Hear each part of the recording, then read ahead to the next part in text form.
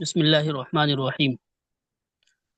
الحمد لله الذي من علينا في البداية بالهداية وأنقذنا من الضلالة بمحض الفيض والعناية، والصلاة والسلام على سيدنا محمد الذي هو الوقاية من الغواية، وعلى آله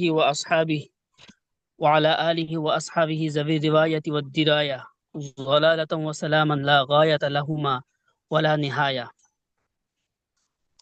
تمام تعریفیں اس اللہ کے لیے ہے جو ہم پر احسان فرمایا ابتدا ہی میں ہدایت کے ذریعے، وَأَنْقَذَنَا مِنَ الضَّلَالَةِ بِمَحْضِ الْفَيْضِ وَالْعِنَایَةِ، اور ہمیں محض اپنے فیض اور عنایت سے گمراہیوں سے بچایا، اور درود و سلام نازل ہو ہمارے آقا محمد صلی اللہ علیہ وسلم پر جو گمراہیوں سے بچانے کا بہت بڑا ذریعہ ہے، وعلی آلہ و اصحابہ ذوی روایت یہ تو لگتا ہے خالی پراکسی وعلی آلہ و اصحابہ ذوی روایت و درایا، اور اس کے آل اور اس کے تمام صحابہ پر جو روایت اور دراوت والے ہیں، صلاۃ و سلام لا غایۃ لہم ولا نہایہ۔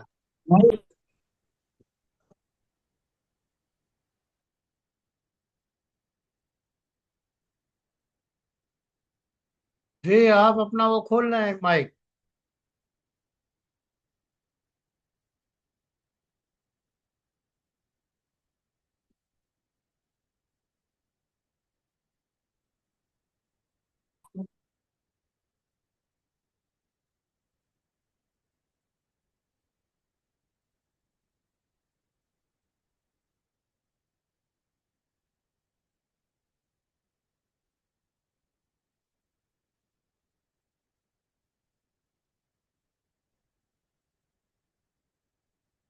اپنا مائک کھول لیں شنواز صاحب۔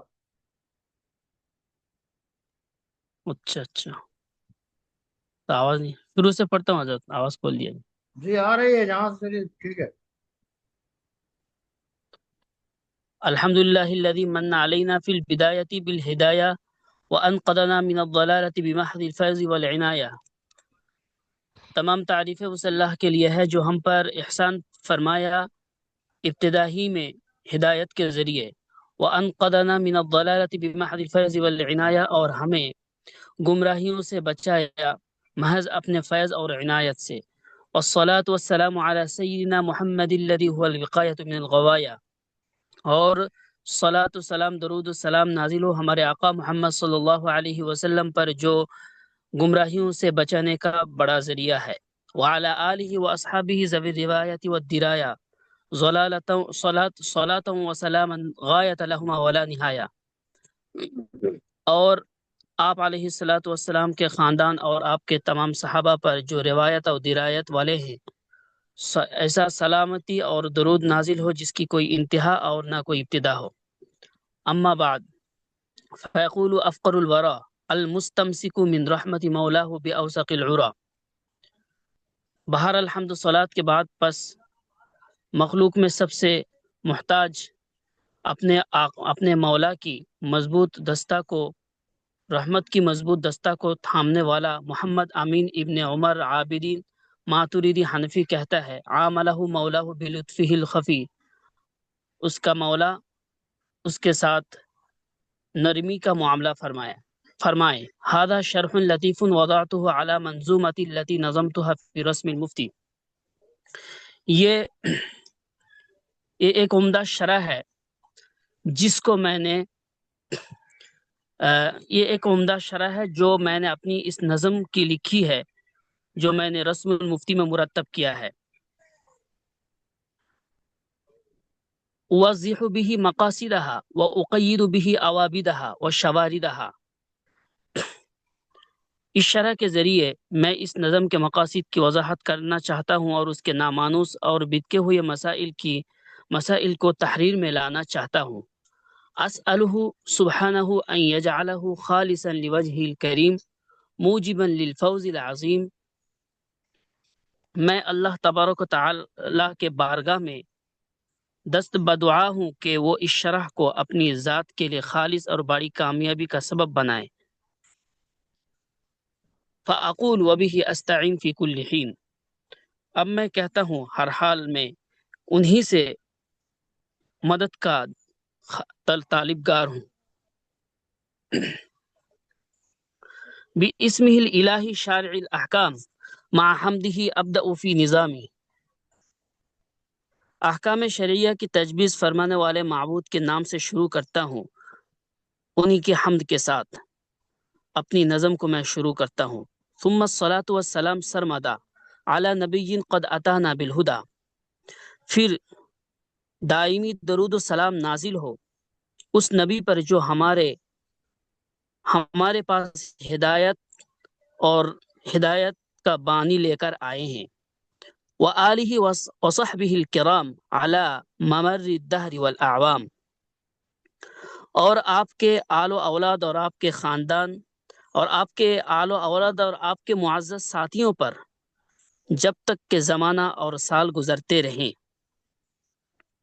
وبعد فالعبد الفقیر المذنب محمد بن عابدین یطلب توفیق ربہ الکریم الواحد والفوز بالقبول فی المقاصد، اور حمد و صلات کے بعد پس گناہگار محتاج بندہ محمد عابدین طلب کرتا ہے اپنے رب کریم کی توفیق سے اور مقاصد کی قبولیت میں کامیابی کا۔ وفی نظامی جوہر کریم نزید، کی توفیق کا طلبگار ہے۔ رب کریم کی توفیق کا طلبگار ہے۔ وفی نظامی جوہر نزید وعقد در باہر فرید، اور مرتب جواہر کے پیرونے اور اکتا فائق موتیوں کے ہار بنانے میں۔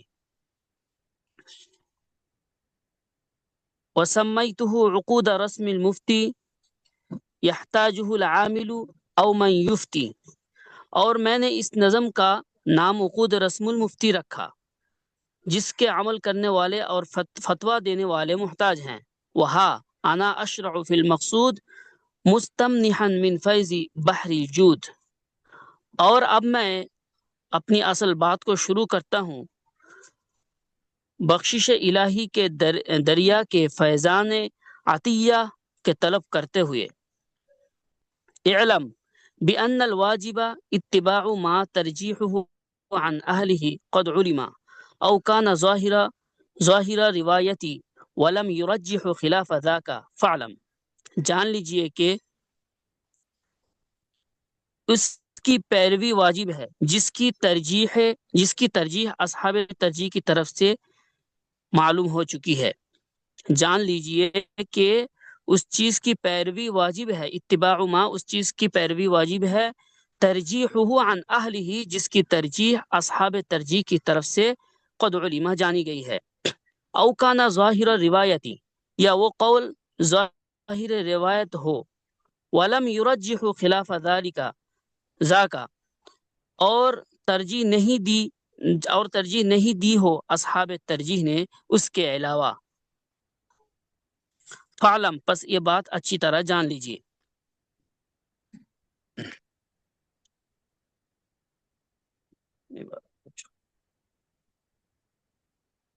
جی عدم جواز العمل افتائی بالمرجوح، مرجوح قول پر فتویٰ دینا اور عمل کرنا جائز نہیں ہے۔ ای ان الواجب علی من اراد ان یعمل لنفسه او یفتی غیرہ ان یتبع القول الذي رجحه علماء مذهبه فلا يجوز له العمل او الافتاء بالمرجوح الا في بعض المواضع كما سيأتي في النظم، یعنی کہ واجب ہے اس شخص پر جو ارادہ کرے اس بات پر کہ وہ عمل کرے گا اپنے لیے یا دوسرے کو فتویٰ دے گا، ان یتبع القول الذي رجحه علماء مذهبه، کہ وہ اتباع کرے اس قول کو جس کو ترجیح دیا ہے مذہب کے علماء نے، پس جائز نہیں ہے اس کے لیے عمل کرنا یا فتویٰ دینا مرجوح قول پر، مگر چند جگہوں میں، جیسا کہ عن قریب نظم کے اندر آئے گا۔ وقد نقل الاجماع على ذلك، ففي الفتوى الكبرى للمحقق ابن حجر المكي قال في ابن حجر المكي قال في زوائد الروضة إنه لا يجوز للمفتي والعامل أن يفتي أو يعمل بما شاء من القولين أو الوجهين من غير نظر وهذا لا خلاف فيه. اور نقل کیا ہے اور اجماع نقل کیا ہے اس بات پر. پس فتویٰ کبریٰ محقق ابن حجر مکی کے فتویٰ کبریٰ میں منقول ہے، انہوں نے فرمایا کہ زوائد الروضہ میں ہے کہ مفتی کے لیے اور عمل کرنے والے کے لیے جائز نہیں ہے کہ غور فکر کے بغیر دو قولوں میں سے کسی بھی قول پر یا دو وجہوں میں سے کسی بھی وجہ پر فتویٰ دے دے یا عمل کرے، اور زوائد کی بیان کردہ اس بات میں کوئی اختلاف نہیں ہے. وسبقه إلى حكاية الإجماع فيهما ابن الصلاح والباجي من المالكية في المفتي. وكلام القرافي دال على أن المجتهد والمقلد لا يحل لهما الحكم والإفتاء بغير الراجح لأنه اتباع للهوى وهو حرام إجماعا، وأن محله في المجتهد ما لم تتعارض الأدلة عنده ويعجز عن الترجيح، وأن لمقلده حينئذ الحكم بأحد القولين إجماعا. اور صاحب زوائد سے پہلے اور اس سے پہلے ان دو قولوں میں ابن صلاح اور باجی ممالکیہ میں سے فرمایا اجماع نقل کیا ہے. اور علامہ قرافی کے کلام سے یہ بات معلوم ہوتی ہے کہ قاضی اور مفتی کے لیے خواہ مجتہد فی المذہب ہو یا مقلد محض ہو، جائز نہیں ہے کہ وہ غیر راجح قول کے مطابق فیصلہ کرے یا فتویٰ دے، کیونکہ ایسا کرنا اپنی خواہش کی پیروی کرنا ہے جو بالکل بالاجماع حرام ہے. وقال الامام المحقق العلامة قاسم بن قطلبغ في اول كتابه تصحيح القدور انی رأیت من یعمل فی مذہب ائمتنا ویڈیو بالتشہی. آن کیجئے تو اپنا آپ.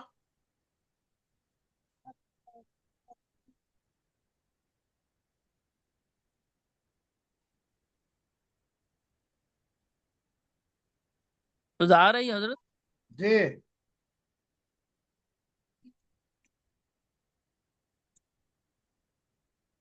ویڈیو آ رہی ہے حضرت؟ کس نام سے آ رہا؟ گنڈو،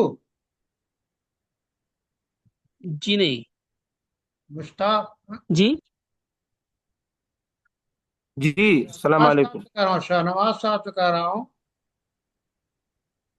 جی شاہ نواز صاحب پڑھ رہا جی آپ؟ جی شاہناز پڑھ رہا ہوں. جی پڑھیے.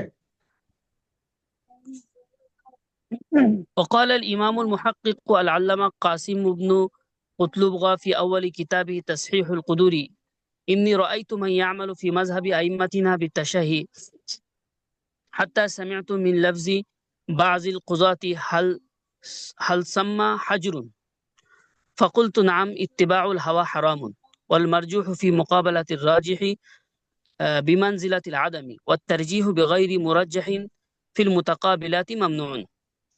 اور امام محقق علامہ قاسم ابن قطلبغ اپنی کتاب تصحیح القدوری کے شروع میں فرمایا کہ میں نے دیکھا اس شخص کو جو ہمارے مذہب میں خواہش نفس پر عمل کرتے ہوئے میں نے دیکھا. حتی سمعت، میں نے یہاں تک کہ سنا بعض قاضیوں کی زبان سے کہ اس میں کوئی حرج نہیں ہے. تو میں نے کہا ہاں، خواہش نفس حرام ہے اور راجح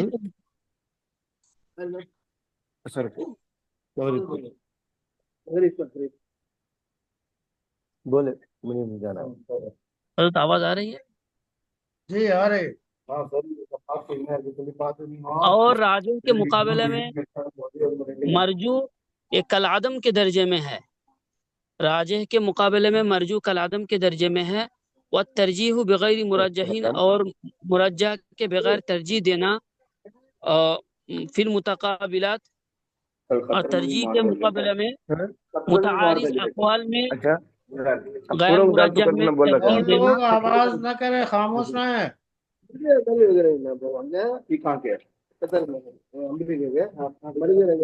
مرنے کا سوال نہیں ہے، آپ کو ٹیکنالوجی کیا ہے جب نکلے تو آپ آواز بند رکھیے۔ اس میں اب خطر سب لے کے پورا کر کو رکھا ہے، دیکھ رکھا ہے امریکہ پورا امریکہ اس کا نہیں کر کو رکھو ایسے ہی ہے کہ آپ کو اوپر مارے تو آپ کو ایک ایک فلیش ہو جانا، ایک ایک اگو گر جائے۔ ایران والا کیا بولتا منجی میرا جی اور کسی مرجح کے بغیر متعارض اقوال میں ترجیح دینا یہ ممنوع ہے۔ وقال فی کتاب الاصول للیعمری من لم يطلع على المشهور من الروايتين او القولين فليس له التشهي والحكم ما شاء منهما من غیر نظر فی الترجیح۔ اور یعمری صاحب نے کتاب اصول کے اندر فرمایا جو شخص دو مشہور روایت میں سے یا دو قول میں سے کسی ایک پر اطلاع نہ ہو سکے فلیس لہ التشہی، تو اس کے لیے خواہش کی پیروی کرنا جائز نہیں ہے، اور ترجیح میں غور کیے بغیر کسی بھی قول یا وجہ پر فیصلہ کرنا جائز نہیں ہے۔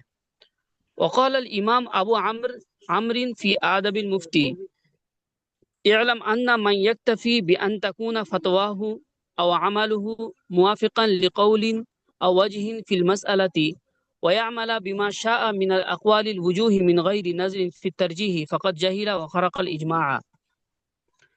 اور امام ابو عمرو ابن الصلاح آداب المفتی میں لکھتے ہیں کہ یہ بات معلوم ہونا چاہیے کہ جو شخص ترجیح میں غور نہیں کرتا بلکہ اپنی بات پر اکتفا کرتا ہے کہ اس کا فتویٰ یا عمل کسی بھی قول یا کسی بھی وجہ کے مطابق ہو جائے، اور وہ مختلف اقوال اور وجوہ میں سے جس پر چاہتا ہے عمل کرتا ہے، تو وہ اجماع کو پھاڑ دیتا ہے، یعنی اجماع کو ختم کر دیتا ہے، اجماع کو نہیں مانتا ہے۔ وحكى الباجي أنه وقعت له واقعات فافتوا فيها بما يضره فلما سألهم قالوا ما علمنا أنها لك وافتوه بالرواية الأخرى التي توافق قصده۔ قال الباجي وهذا لا خلاف بين المسلمين ممن يعتد به في الإجماع أنه لا يجوز۔ اور علامہ باجی رحمۃ اللہ علیہ نے یہ قصہ نقل فرمایا کہ ان کے ساتھ ایک واقعہ پیش آیا کہ مفتیوں نے اس سلسلہ میں جو فتویٰ دیا وہ علامہ باجی کے خلاف تھا۔ پھر جب علامہ باجی صاحب نے مسئلہ دریافت کیا تو علماء نے معذرت کی اور فرمایا کہ ہمیں معلوم نہیں ہے، یہ آپ کا واقعہ ہے۔ انہوں نے دوسری روایت پر فتویٰ دیا جو باجی کے موافق تھا۔ علامہ باجی کہتے ہیں کہ تمام قابل لحاظ مسلمان کے اجماع سے ایسا کرنا بالکل جائز نہیں ہے۔ قال فی اصول الاقضیہ ولا فرق بین المفتی والحاکم الا ان المفتی مخبر بالحکم والقاضی ملزم به، ثم نقل بعده واما الحکم والفتیا بما هو مرجوح فخلاف الاجماع وسيأتي ما اذا لم يوجد ترجیح لأحد القولین وقول عن اہلہ ای اہل الترجیح اشارۃ الی انہ لا یکتفى بالترجیح ای عالم کانا۔ اور اصول اغذیہ میں ہے کہ مفتی اور قاضی کے درمیان فرق صرف اتنا ہے کہ مفتی خبر دیتا ہے اور قاضی اس کو لازم کر دیتا ہے۔ پھر نقل کیا اس کے بعد کہ بہرحال حکم اور فتویٰ اس چیز کا کہ جو مرجوح ہو یہ اجماع کے خلاف ہے، اور عن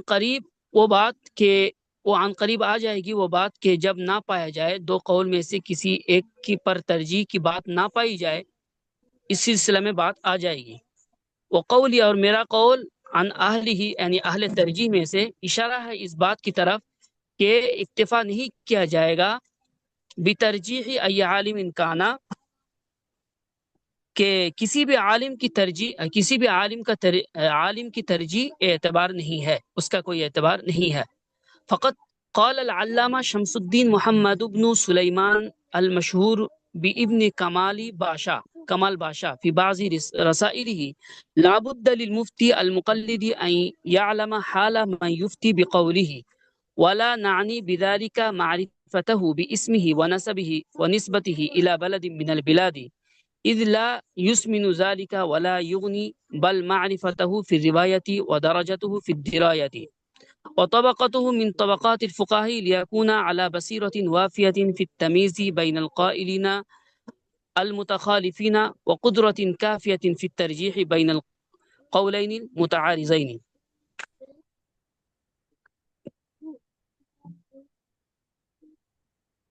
مقلد مفتی کے لیے ایسے شخص کا حال جاننا ضروری ہے۔ علامہ شمس الدین محمد بن سلیمان مشہور ابن کمال پاشا فرماتے ہیں اپنے بعض رسائل میں کہ مقلد مفتی کے لیے ایسے شخص کا حال جاننا ضروری ہے جس کے قول پر فتویٰ دے رہا ہے، اور حال جاننے کا مطلب محض نام و نسب اور نسبت جاننا نہیں ہے، بلکہ محض اتنی بات بالکل بے فائدہ ہے، یہاں تک کہ یہ جاننا ضروری ہے کہ مسائل روایت کرنے میں اس کا کیا مقام ہے اور مسائل کے دلائل سے سمجھنے میں اس کا کیا مرتبہ ہے، طبقات فقہا میں سے وہ کس طبقہ کا ہے۔ یہ باتیں جاننے سے مفتی کو کامل بصیرت حاصل ہوگی اور مختلف رائے رکھنے والے فقہا کے درمیان امتیاز کر سکے گا، اور متعارض اقوال میں سے کسی ایک قول کو ترجیح دینے پر اس کو کافی قدرت حاصل ہوگی۔ فنقول ان الفقهاء على 7 طبقات، بس ہم جی اور حضرات سن رہے ہیں؟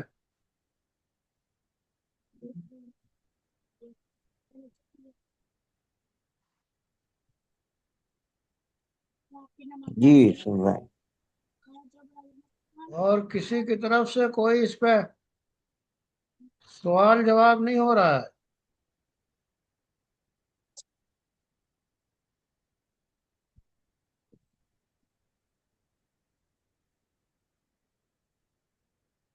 جی علماء کرام،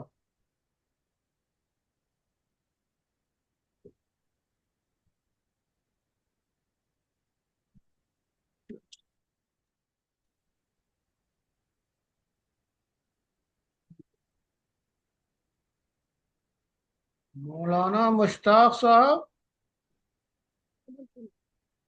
جی السلام جی علیکم۔ کچھ فرما نہیں رہے ہیں؟ جی سوال نہیں ہے۔ اور ایوب قاضی جی، جی جی سماعت فرما رہے ہیں؟ جی ابرار صاحب، جی مفتی صاحب سماعت کر رہا ہوں۔ سب لوگ جو ہے متوجہ رہا کیجئے، کسی لفظ میں کوئی معنی کوئی مطلب، آپس میں مذاکرے کا مطلب ہی ہوتا ہے نا۔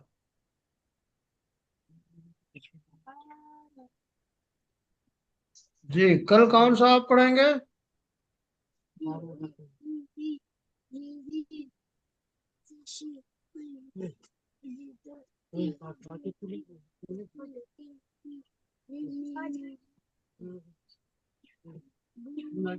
انشاءاللہ عرفان احمد پڑھوں گا۔ ٹھیک بات، انشاءاللہ۔